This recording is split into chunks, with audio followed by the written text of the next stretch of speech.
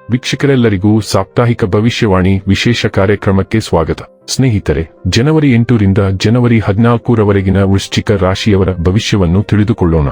ಈ ವಾರ ವೃಶ್ಚಿಕ ರಾಶಿಯವರ ಫಲಾಫಲಗಳೇನು, ಗ್ರಹಗತಿಗಳು ಹೇಗಿರಲಿವೆ, ಕೌಟುಂಬಿಕ ಸಾಮಾಜಿಕ ಜೀವನ ಹಾಗೂ ವ್ಯಾಪಾರ ವಹಿವಾಟು ಹೇಗೆ ನಡೆಯಲಿದೆ, ಅಲ್ಲದೆ ಯಾವೆಲ್ಲ ಸಮಸ್ಯೆಗಳು ನಿಮ್ಮನ್ನು ಈ ಸಾಪ್ತಾಹಿಕದಲ್ಲಿ ಕಾಡಲಿವೆ, ಅವುಗಳಿಗೆ ಪರಿಹಾರಗಳೇನು ಎಂಬುದನ್ನು ತಿಳಿಯಲು ಈ ವಿಡಿಯೋವನ್ನು ಸಂಪೂರ್ಣವಾಗಿ ವೀಕ್ಷಿಸಿ. ವಿಡಿಯೋ ಪ್ರಾರಂಭಿಸೋದಕ್ಕೂ ಮುನ್ನ ನೀವಿನ್ನೂ ನಮ್ಮ ಚಾನೆಲ್ ಸಬ್ಸ್ಕ್ರೈಬ್ ಮಾಡದೇ ಇದ್ದರೆ ಕೂಡಲೇ ನಮ್ಮ ಚಾನೆಲ್ ಸಬ್ಸ್ಕ್ರೈಬ್ ಮಾಡಿ. ಹೆಚ್ಚಿನ ವಿಡಿಯೋ ಅಪ್ಡೇಟ್ಗಾಗಿ ಪಕ್ಕದ ಬೆಲ್ ಐಕಾನ್ ಬಟನ್ ಕ್ಲಿಕ್ ಮಾಡಿ. ಈ ವಾರದ ಚಂದ್ರನ ಸಂಚಾರ ವಿಶಾಖ ನಕ್ಷತ್ರದಿಂದ ಧನಿಷ್ಠಾ ನಕ್ಷತ್ರದವರೆಗೆ. ಸ್ನೇಹಿತರೆ, ಕಳೆದ ಬಾರಿಯಿಂದ ಕೀಲು ನೋವಿನ ಸಮಸ್ಯೆಗಳು ಅಥವಾ ಬೆನ್ನು ನೋವಿನಿಂದ ತೊಂದರೆಗೊಳಗಾಗಿರುವ ಈ ರಾಶಿಯ ಹಿರಿಯ ಸ್ಥಳೀಯರು ಈ ವಾರ ಸರಿಯಾದ ಆಹಾರ ಕ್ರಮದ ಪರಿಣಾಮವಾಗಿ ಆರೋಗ್ಯದಲ್ಲಿ ಸುಧಾರಿಸುತ್ತಾರೆ.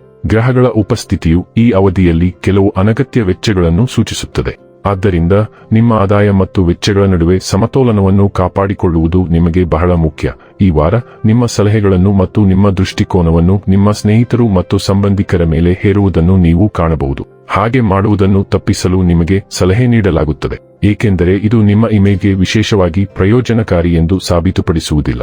ಈ ರಾಶಿಚಕ್ರ ಚಿಹ್ನೆಯ ಜನರಿಗೆ ಈ ವಾರವು ಅವರ ವೃತ್ತಿ ಜೀವನದಲ್ಲಿ ಬಹಳ ಮಂಗಳಕರವಾಗಿರುತ್ತದೆ, ಏಕೆಂದರೆ ಈ ಸಮಯದಲ್ಲಿ ನೀವು ಬಯಸಿದ ಎಲ್ಲಾ ಪ್ರತಿಫಲಗಳನ್ನು ಪಡೆಯುತ್ತೀರಿ. ಅಲ್ಲದೆ ಈ ಸಮಯಗಳು ನಿಮ್ಮ ವೃತ್ತಿಪರ ಜೀವನದಲ್ಲಿ ಯಶಸ್ಸನ್ನು ತರುತ್ತವೆ. ನಿಮ್ಮ ಗುರಿಗಳು ಮತ್ತು ಮಹತ್ವಾಕಾಂಕ್ಷೆಗಳನ್ನು ಸಾಧಿಸಲು ನಿಮಗೆ ಅಪಾರವಾದ ದಿಕ್ಕಿನ ಶಕ್ತಿ ಮತ್ತು ಸಾಮರ್ಥ್ಯವನ್ನು ಒದಗಿಸುತ್ತದೆ. ಚಂದ್ರನ ಚಿಹ್ನೆಗೆ ಸಂಬಂಧಿಸಿದಂತೆ ಬುಧವು 3ನೇ ಮನೆಯಲ್ಲಿ ಇರಿಸಲ್ಪಟ್ಟಿರುವುದರಿಂದ ಈ ವಾರ ಹಾಸ್ಟೆಲ್ ಅಥವಾ ಬೋರ್ಡಿಂಗ್ ಶಾಲೆಗಳಲ್ಲಿ ವಾಸಿಸುವ ವಿದ್ಯಾರ್ಥಿಗಳು ಕೆಲವು ವಿಶೇಷ ಗಮನದೊಂದಿಗೆ ಹೆಚ್ಚು ಶ್ರಮಿಸಬೇಕಾಗುತ್ತದೆ, ಏಕೆಂದರೆ ಆಗ ಮಾತ್ರ ಒಳ್ಳೆಯ ಫಲಿತಾಂಶ ಸಿಗುತ್ತದೆ.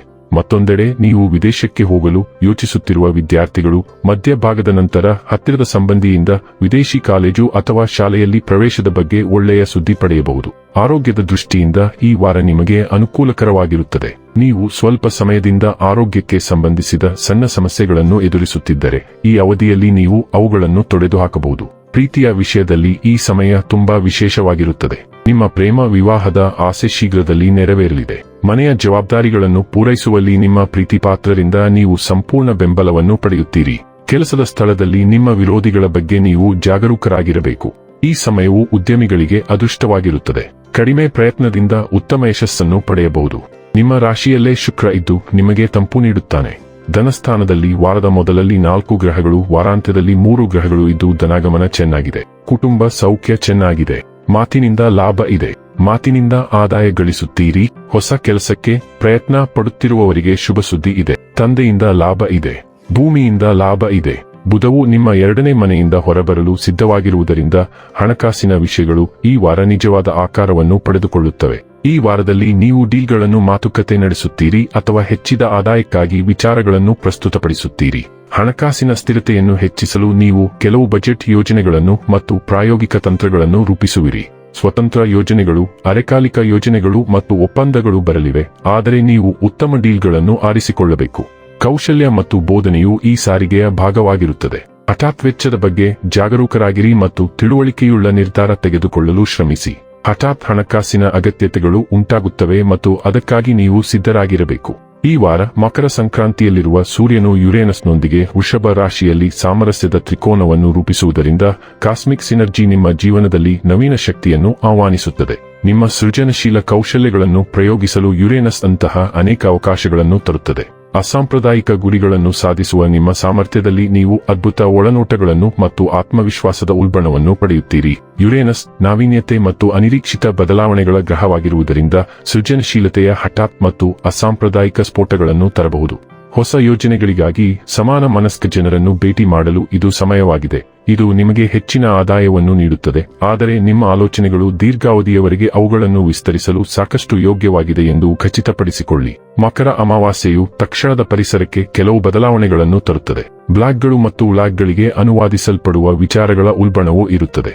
ನೀವು ಕಲಿಕೆಯ ಹೊಸ ಮಾರ್ಗಗಳನ್ನು ಅನ್ವೇಷಿಸುತ್ತೀರಿ, ಸಣ್ಣ ಪ್ರಯಾಣಗಳನ್ನು ಕೈಗೊಳ್ಳುತ್ತೀರಿ ಅಥವಾ ಉತ್ತೇಜಕ ಸಂಭಾಷಣೆಗಳಲ್ಲಿ ತೊಡಗುತ್ತೀರಿ. ಈ ಅಮಾವಾಸ್ಯೆಯು ಮುಂದಿನ 6 ತಿಂಗಳವರೆಗೆ ಸಕ್ರಿಯವಾಗಿರುತ್ತದೆ, ಆದ್ದರಿಂದ ನಿಮ್ಮ ಕೈಗಳಿಂದ ಕಲಿಸಲು ಮತ್ತು ಕೆಲಸ ಮಾಡಲು ನಿಮಗೆ ಬಹಳ ಸಮಯವಿದೆ. ನಿಮ್ಮ ಒಡಹುಟ್ಟಿದವರು ಮತ್ತು ನಿಮ್ಮ ನೆಟ್ವರ್ಕ್ ವಲಯಗಳನ್ನು ಸಂಪರ್ಕಿಸಲು ಇದು ಸಮಯವಾಗಿದೆ. ಆದಾಗ್ಯೂ ಇದು ಬಿಡುವಿಲ್ಲದ ಸಮಯವಾಗಿರುತ್ತದೆ ಮತ್ತು ಅದು ನಿಮ್ಮ ದೈಹಿಕ ಆರೋಗ್ಯದ ಮೇಲೆ ಟೋಲ್ ತೆಗೆದುಕೊಳ್ಳಬಾರದು. ಈ ವಾರದ ಅದೃಷ್ಟ ಬಣ್ಣ ಹಳದಿ. ಈ ವಾರದ ಅದೃಷ್ಟ ಸಂಖ್ಯೆ 35. ಈ ವಾರದ ಅದೃಷ್ಟದ ದಿನ ಬುಧವಾರ. ಇನ್ನು ಕೊನೆಯದಾಗಿ ಮಾಡಿಕೊಳ್ಳಬೇಕಾದ ಉಪಾಯಗಳ ಕುರಿತು ನೋಡುವುದಾದರೆ ಪ್ರತಿದಿನ 41 ಬಾರಿ ಓಂ ವಾಯುಪುತ್ರಾಯ ನಮಃ ಎಂದು ಜಪಿಸಿ.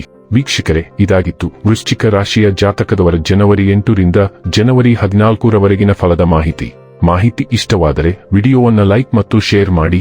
ಹಾಗೆ ಚಾನೆಲ್ ಸಬ್ಸ್ಕ್ರೈಬ್ ಮಾಡುವುದರ ಜೊತೆಗೆ ನಿರಂತರ ವಿಡಿಯೋ ಅಪ್ಡೇಟ್ಸ್ಗಳಿಗಾಗಿ ಪಕ್ಕದ ಬೆಲ್ ಐಕಾನ್ ಕ್ಲಿಕ್ ಮಾಡಿ.